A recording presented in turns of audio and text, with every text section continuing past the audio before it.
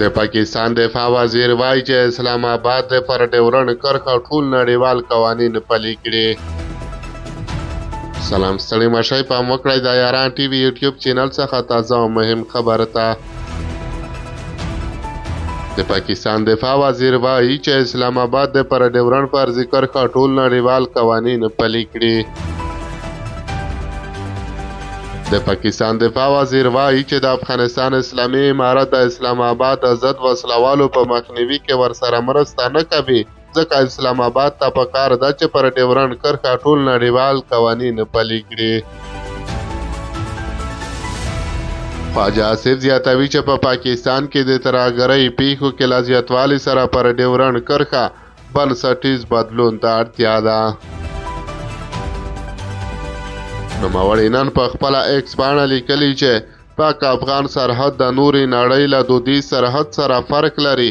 ازادانه چلیږي خو کابل چې مرسته نه کوي. پاکستان ته پکار دي چې پر دې پوله ټول نړیوال قوانین او روایات عملي کړي. د هغه په خبره په دې کار سره به د ترهګرو د تګ مخه ونیول شي.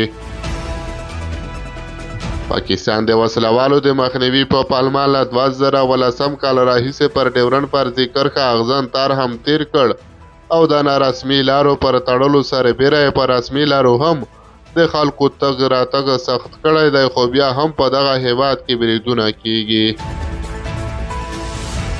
د پاکستان حکومت د جمهوریت په وخت کې افغان حکومت هم د وسلوالو په ملاتړ تورنوه او اوس د افغانستان پر اسلامي امارت هم ورته تورونه لګوي. خواجه آصف نن دا هم ویلي چې پاکستان کې د ترهګرۍ جرړه په افغانستان کې ده، خو د دوی له کوشش سره د افغانستان اسلامي امارت په دې برخه کې ګام نه پورته کوي. د افغانستان اسلامي امارت تل د پاکستان دغه ادعاوې ردوي او وایي چې اسلام آباد خپل منځي ستونزې حلولی نشي او پړه یې پر دوی اچوي.